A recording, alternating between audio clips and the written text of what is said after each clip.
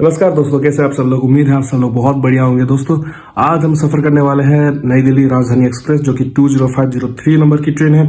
और ये ट्रेन डिब्रूगढ़ से चलकर नई दिल्ली तक पहुंचती है। टोटल डिस्टेंस कवर करती है ये ट्रेन 2471 किलोमीटर की, जिसे इसे तय करने में समय लग जाता है लगभग 41 आवर्स 48 मिनट्स का। और हम आज इसी ट्रेन में सफर करेंगे, लेकिन हम दिल्ली तक नहीं सफर करेंगे। हम सिमलीगुड़ी स्टेशन, जो कि शिवसागर से, हम चढ़ेंगे ट्रेन पर और लखनऊ तक की हम सफर करेंगे। और इसमें लगभग 30-35 घंटों का वक्त हमें लग जाएगा इस पूरे जर्नी में। तो चलिए हमारे साथ सफर की शुरुआत करते हैं। और उम्मीद है आपको बहुत अच्छा लगेगा ये व्लॉग। अगर आपको व्लॉग अच्छा लगे तो हमारे चैनल को सब्सक्राइब जरूर कीजिएगा और हमारे वीडियो को भी लाइक कीजिएगा। चलिए जर्नी की शुरुआत करते हैं। 8 बज चुका है और 8:30 को हम घर से निकलने वाले हैं, क्योंकि 9:17 पे हमारी ट्रेन है। चलिए वीडियो की शुरुआत करते हैं। तो हम घर से निकल पड़े थे अपने स्टेशन की ओर, और सिमलीगुड़ी स्टेशन हमारे घर से 20 किलोमीटर की दूरी पर है। ये स्टेशन पूरे शिवसागर जिले का महत्वपूर्ण स्टेशन है और इसी स्टेशन में कम से कम 35 ट्रेनें रुकती है, जिसमें से 26 मेल और पैसेंजर ट्रेनें हैं, 2 राजधानी एक्सप्रेस है और 4 सुपरफास्ट ट्रेन ऐसे स्टेशन पर रुकती है। तो चलिए स्टेशन के अंदर, और आप देख पा रहे हैं कि प्लेटफॉर्म नंबर 1 पर आकर लगती है राजधानी एक्सप्रेस। इस सिमलीगुड़ी स्टेशन पे 3 प्लेटफॉर्म है और अपने तय समय से करीब 3 मिनट लेट पहुंच रही थी राजधानी एक्सप्रेस 20503। और आगे हम देख पा रहे हैं कि चमचमाती हुई WAP7 की डीजल लोकोमोटिव खींचते हुए चली आ रही थी राजधानी एक्सप्रेस को। आपको बता दें कि 22 कोचों का कॉम्बिनेशन रहता है इस राजधानी एक्सप्रेस में, जिसमें से 13 third AC, 1 pantry car, 1 first AC और 4 सेकेंड AC के साथ चलती है ये राजधानी एक्सप्रेस 20503। इस दफ़ा हमने अपना सीट कर रखा था थर्ड AC में। तो थर्ड AC में एंट्री होते ही हमने देखा कि कोच आधे से ज़्यादा खाली थी, क्योंकि आधे से ज़्यादा लोग गुवाहाटी से सफ़र शुरू करने वाले थे। और हमने इसी बीच बाथरूम की भी जांच कर ली, चेकआउट कर लिया बाथरूम किस तरह का है। आप देख सकते हैं कि कोच हालांकि बहुत ज़्यादा पुराना नहीं है, लेकिन ये देखिए वॉलपेपर उखड़ चुका है अपने जगह से। साफ़ सफाई तो ठीक ही है, बहुत अच्छा भी नहीं बोलेंगे इसे। वॉश बेसिन में पानी तो ठीक से ही आ रहा था और हेड सोप डिस्पेंसर भी ठीक ही था। आपको बता दें, देखिए आप, फरवरी 2020 की कोच है ये। तो सिमलीगुड़ी के बाद मड़ियानी, डिमापुर, लमडिंग होते हुए ये सवेरे गुवाहाटी पहुंचती है। और तो रात को कुछ दिखाने लायक होता नहीं, तो सीधे सवेरे से आपको दिखाते हैं कि देखिए तय समय से 1 घंटे पहले पहुंच गई थी राजधानी एक्सप्रेस। और गुवाहाटी में इसका लगभग 1 घंटे का हॉल्ट रहता है, क्योंकि यहाँ इंजन भी इसका चेंज होता है, यहीं से इलेक्ट्रिक लोको भी लग जाता है और यहीं से साफ सफाई भी होता है ट्रेन का। और आधे से ज़्यादा कोचों में लोग यहीं से चढ़ते हैं।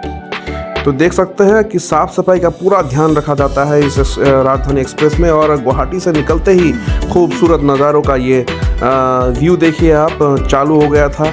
और सुबह सुबह हमारे पास ब्रेकफास्ट भी पहुंच गया था। ब्रेकफास्ट में वही ब्रेड और ऑमलेट और जूस दिया गया था। आपको क्या बताएं, टेस्ट वही है, बहुत ज़्यादा खास तो नहीं है, लेकिन ठीक है, खाने लायक था। हमारे ब्रेकफास्ट के बाद ही इस ट्रेन का 7वां हॉल्ट यानी कि न्यू बंगाईगांव स्टेशन ये ट्रेन पहुंच चुकी थी। ठीक अपने तय समय पर पहुंची थी न्यू बंगाईगांव स्टेशन। और ये स्टेशन NFR के रंगिया डिवीजन के अंदर आता है। और आपको जानकर हैरानी होगी कि स्टेशन भारत का एक इकलौता स्टेशन है जो कि एक नदी के ऊपर बसा है, यानी कि तुनिया नदी इसके नीचे से बहती है और इसी नदी के ऊपर प्लेटफॉर्म बनाए गए हैं। तो बंगाईगांव स्टेशन में इसका 2 मिनट का हॉल्ट होता है और बंगाईगांव स्टेशन के बाद ये ट्रेन निकल पड़ती है अपने तय समय पर। और एक भाई साहब राजधानी एक्सप्रेस का दरवाज़ा खोलकर बाहर का व्यू का मज़ा ले रहे थे, तो मैं भी उनके पीछे आ गया और आपके लिए विजुअल्स में इकट्ठा करने में व्यस्त हो गया।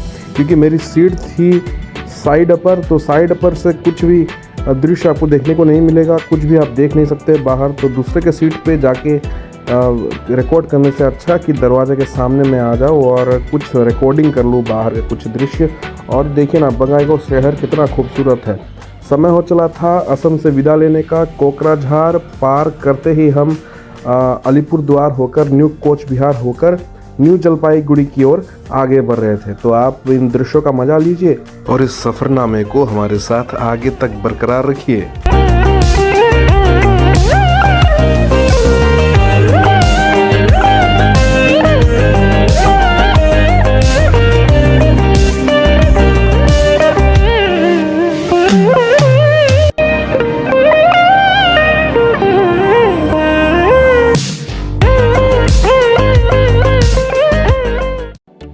ठीक दोपहर 12:05 में राजधानी एक्सप्रेस हमें न्यू जलपाईगुड़ी स्टेशन पहुंचा चुकी थी। आपको बता दें कि न्यू जलपाईगुड़ी स्टेशन यानी कि एनजेपी पूर्वी भारत का एक महत्वपूर्ण स्टेशन है। 129 ट्रेनें इस स्टेशन से होकर निकलती है। 11 ट्रेनें इस स्टेशन से ओरिजिनेट होती है और इसी स्टेशन में 8 प्लेटफॉर्म है और प्लेटफॉर्म में सभी खाने पीने की सुविधाएं उपलब्ध है। और 10 मिनट के हॉल्ट के बाद राजधानी एक्सप्रेस न्यू जलपाईगुड़ी स्टेशन से निकल चुकी थी।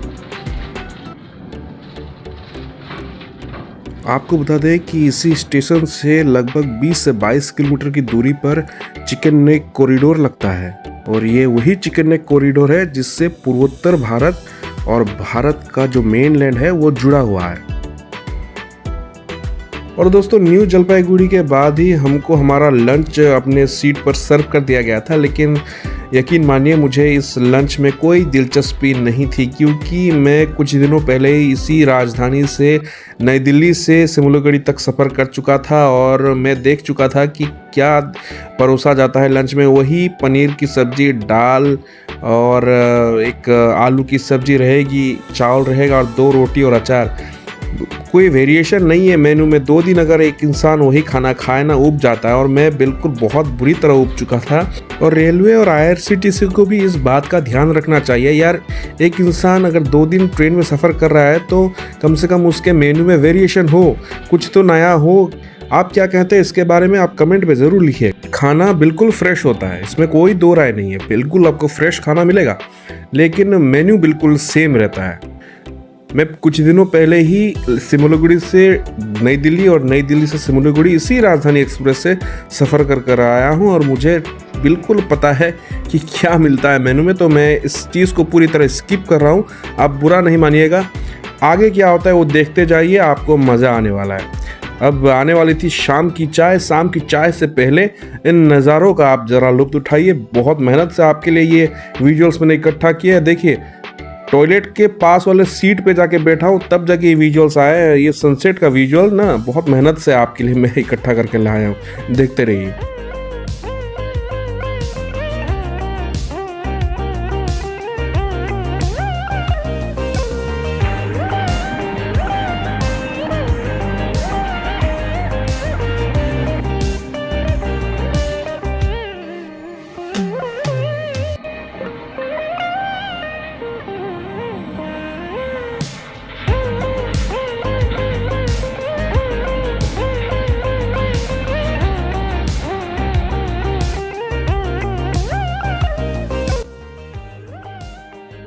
तो दोस्तों शाम के 4 बजे के करीब हमारे सीट पर हमारा नाश्ता, शाम का नाश्ता आ चुका था। नाश्ते में सैंडविच, एक टोमेटो केचप, एक सन पापड़ी, एक कचौड़ी और एक चटपटा सा भजिया का पैकेट हमें दिया गया था, साथ में गर्मा गर्म चाय।